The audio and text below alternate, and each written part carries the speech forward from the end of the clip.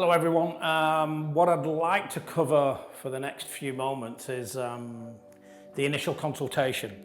And of course, the initial consultation is a pretty unique tool.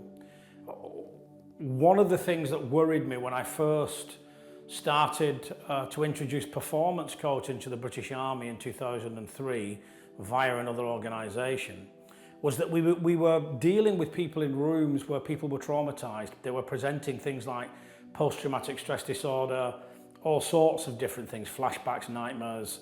And of course, we didn't really know who we could and who we couldn't work with at that point. And so what concerned me was that we were introducing a model that had the potential to open people up and then be in a situation where they couldn't resolve things. And of course, the first question anyone should ask themselves when they go into the arena of trauma is, can I make this person worse? That's the first thing we should ask ourselves.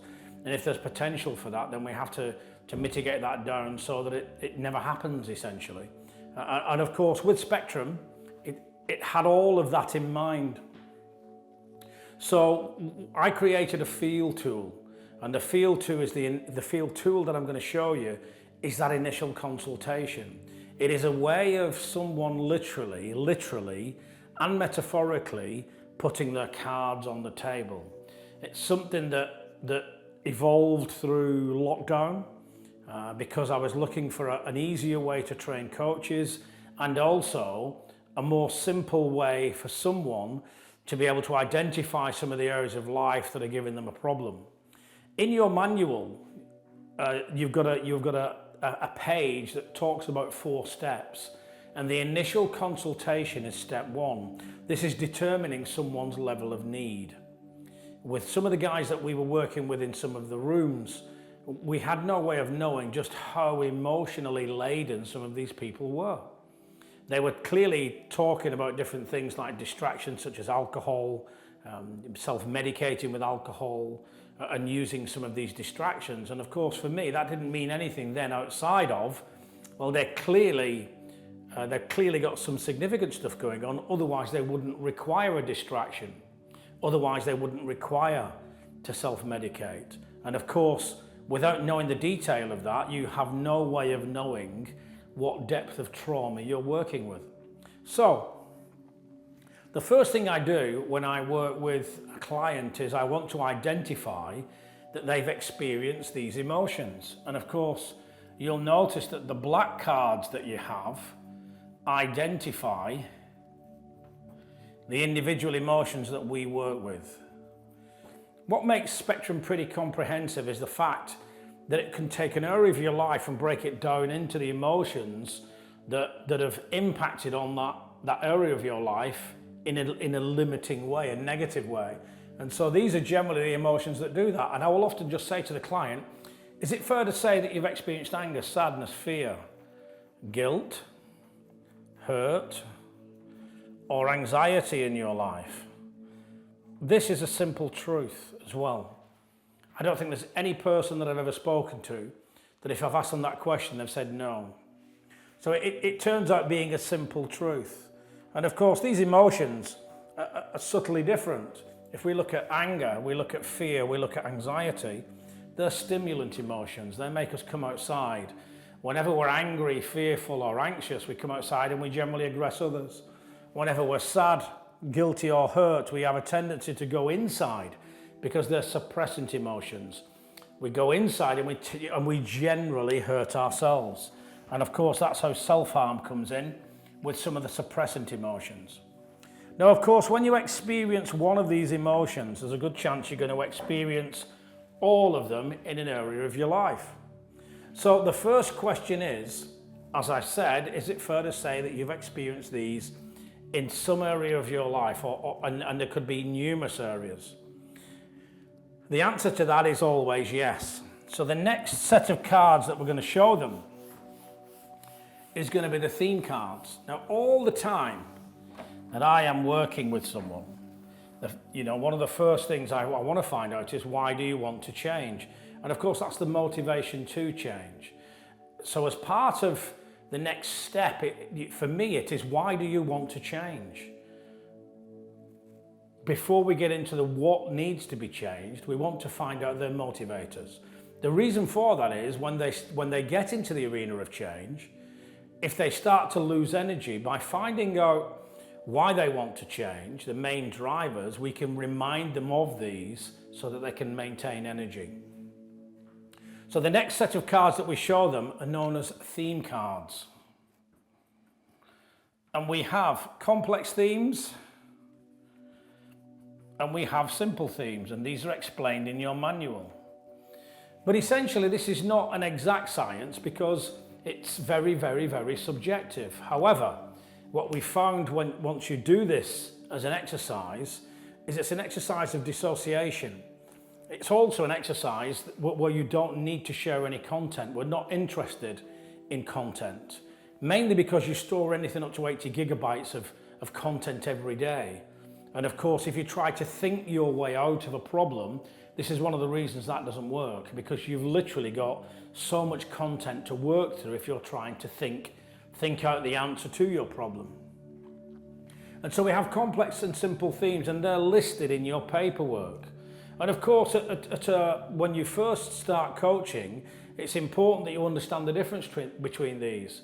Complex themes tend to be more heavy in terms of their content and also have more of a debilitating effect on the client. So the client can feel really, really heavy with complex themes. Some of the simple themes tend to be lighter themes. Now, of course, as we're asking questions and we're putting out, and the client is running through the cards, because once we ask them to identify the themes of their life that they can connect to the emotions, because that's what we do, we say, so you've had these negative emotions go on in your life, can you now identify from the green cards the themes of your life where you've experienced these emotions? So that's the question we're going to use. At this point, we're also watching the client. We are calibrating the client. We're calibrating the client because it might be that they look at a card, they hover over the card, and they don't select it. So once they start to look at the theme cards, the idea is that they place all of the cards that they can connect to those emotions on the table. And of course, these cards might have words on like abuse, they might have mum, they might have dad, they could have ops, they could have illness, they can have or any number of themes of our lives that make up our lives. So for instance, if I look at my life as a whole, I joined the army, so the army might be a theme. I did adventurous training might be a theme. I went on ops. So, and in reality, all we're simply doing is we're getting the client from a dissociated perspective to select the areas of their lives that they have gathered these emotions. And so that's the purpose of the theme cards. Because what we're now starting to do is we're starting to build a picture of how emotionally loaded the client is, and also to look at the areas that are more complex than some of the ones that are a little bit more simple. At this point, when we've selected themes, if we can imagine that somebody pulls out dad, mum, abuse, bullying,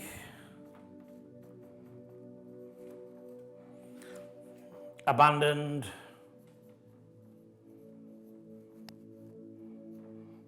work,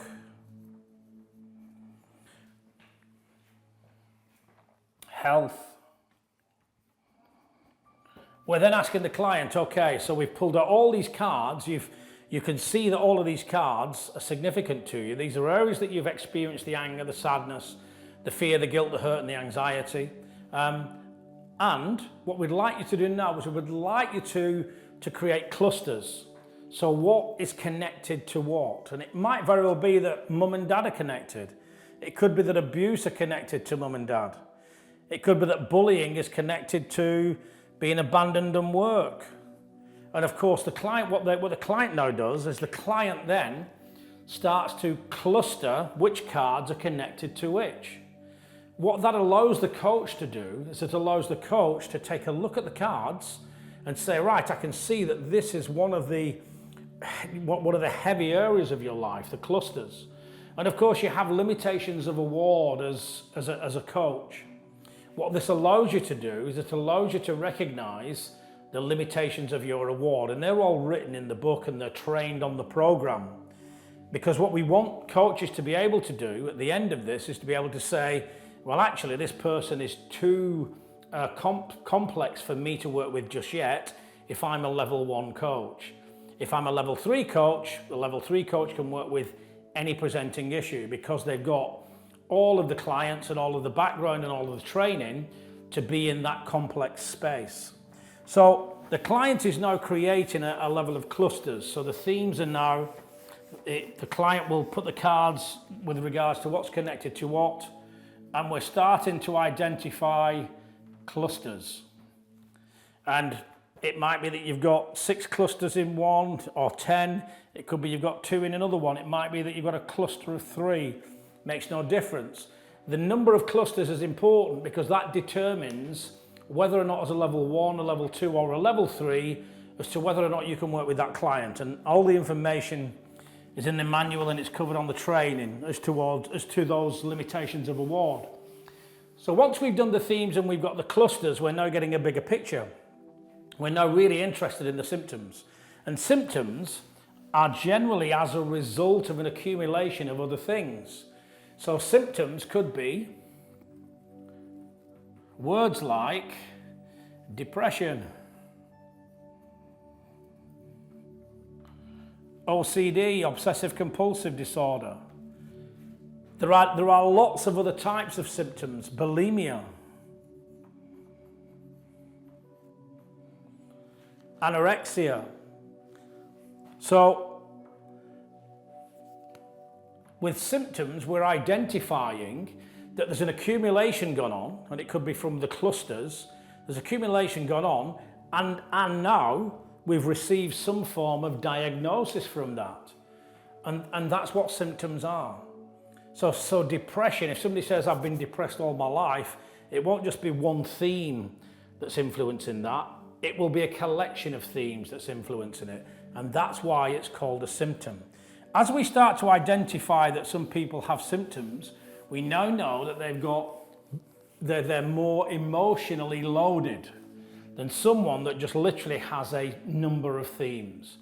And we have no way of knowing until we do the initial consultation just how loaded the client is. So the next thing we're looking after symptoms, the next thing we're looking for is distractions. A distraction is something that you do, something that you participate in, that is now having a negative or limiting impact on your world. It's starting to take over your world. And examples of these might be things like porn, gambling, it might be eating, it could be anything that literally is now starting to take over. Social media, shopping. So these are all things that when our mind's having a bit of a challenge, it looks for something to lean on. It could be alcohol, it could be drugs. And what it wants to do is it wants to lean on those things, and then generally speaking, what the client will do is they will lean on something, they will normalize it or rationalize it to be normal, and then they'll look for company so that they feel normal. So a distraction is such. It's a distraction from a lot of the stuff that's going on at the unconscious level. When we start to look at someone with distractions, symptoms, themes, we now know we're dealing with someone that's potentially quite complex. And so we have to make sure that we have the skill set to work at that level. And as I've said, that's all laid out in the manual. Once we've done distractions, once we've identified distractions, we are then interested in the beliefs that someone has created. Now you'll recognize, if you follow the attitude model, that these are connected to the attitude model. You'll see that some of these are mentioned in that.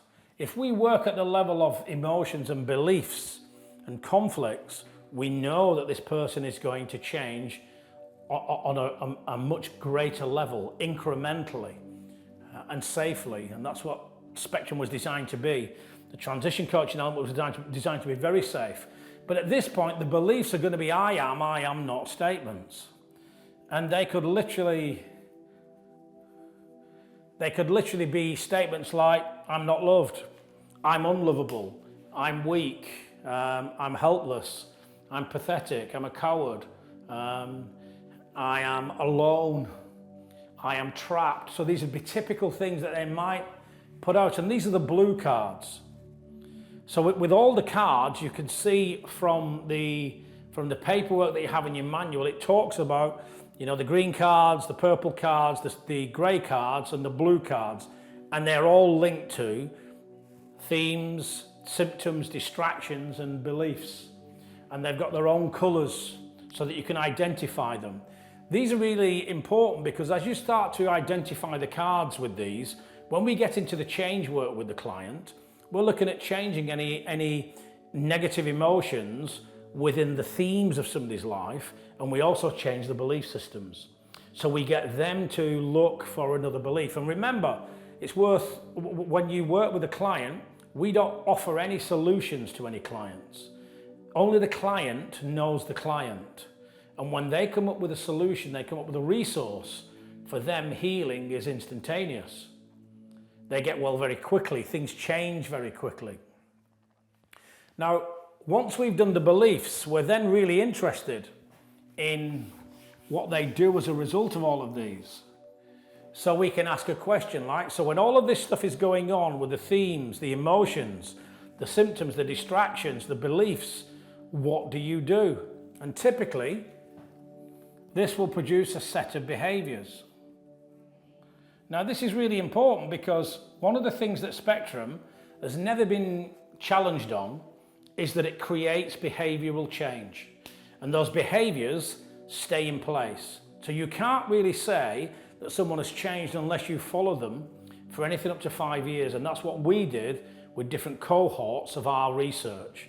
We followed the clients for 5 years plus to see that they'd literally taken from the change work, they'd taken all of the learnings from those and gone into creating a different set of behaviours that serve them back in their life.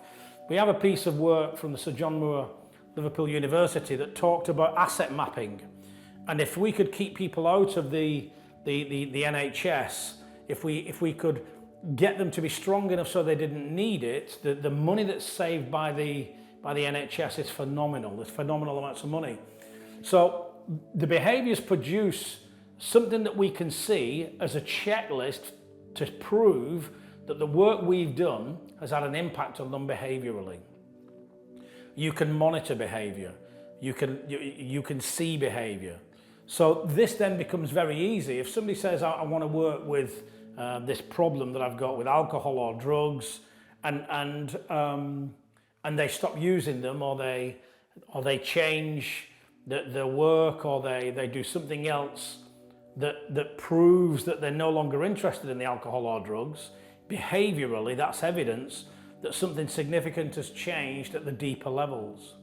So behaviours are always our checklist. Whenever I work with a client, sometimes I'll ask them, what is it you want to stop doing? And so that can often then in reverse show me that there's some behaviours that they want to change, and then I can track that in the other way, in the other direction as well. And we teach our more advanced coaches how to do that. But for the purpose of this initial consultation, what you end up with is an acknowledgement that they have negative emotions. You end up with an acknowledgement of the themes that they've experienced these emotions in, and you've also identified the clusters. From that, you've also identified the symptoms, the distractions,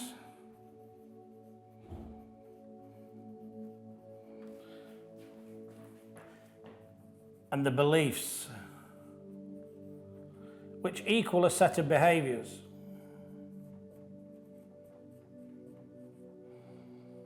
Once you've identified this, you'll then be able to make a plan.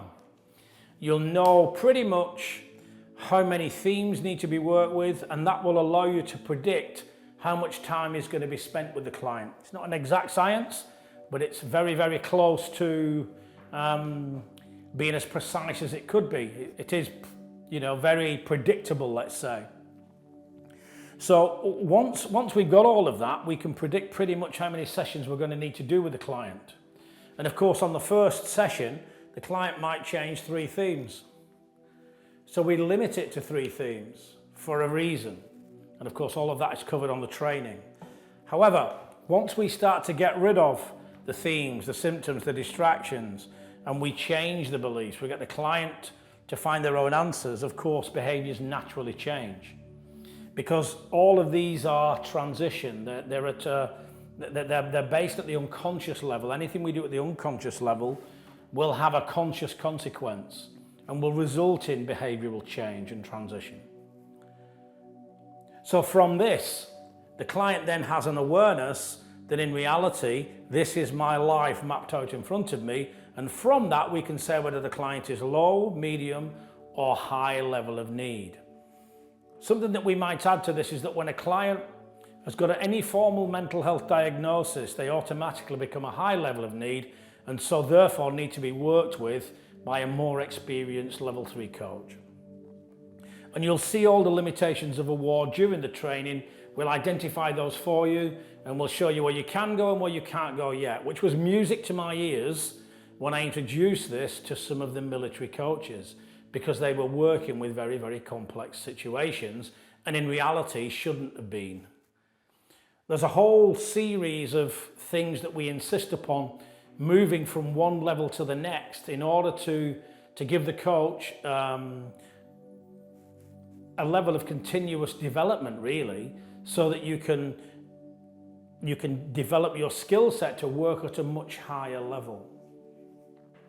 So that is the initial consultation. From here, what we do is we make an agreement with the client, what we're going to change, when we're going to change it, and then from that, you follow the rules of change. You follow the paradigm that tells you which emotions to change first, and the whole process of checking in with clients. So all of that is covered as part of something called change and integration. From the initial consultation, this then allows us to do a couple of things. We can either go straight into change, or we can talk with other coaches before we initiate change with the client. I personally, when I've done the initial consultation, I go straight into change, because quite often, if a client's not really sure as to whether they can change or not, you literally keep the momentum going and get the change done while you've got the client with you. Otherwise, some clients might do a runner, because when they start to feel emotion, for them that can be a scary place. We know that that can change, but they don't know that yet. So enjoy the initial consultation. Remember, this is a very unique tool. One, because it's subjective. The client will tell you what's going on in their world. They'll show you with the cards. And it's objective because as the coach, you then pull them out of denial of anything that you calibrate they might not be acknowledging. Here's a guy that created a tool for post-traumatic stress disorder, and I didn't even know that I struggled with some elements of it myself, because awareness is like that. And I think people out there might understand that. And so that's what makes it unique. It also makes it's a very safe space for the coach. And remember, the whole process is content-free. There's no need for the client to delve into any of the weeds or any of the detail of their trauma. These are the things that make transition coaching, the retention rates, sky high, because of these elements. It's non-trauma focused. So enjoy the initial consultation with your clients, get used to these. The more familiar you are with it, then clearly the smoother it runs. And once you get to that level where you can do an initial consultation using the cards, at level 3, we'll be looking to make sure you can do that linguistically, but we do first things first.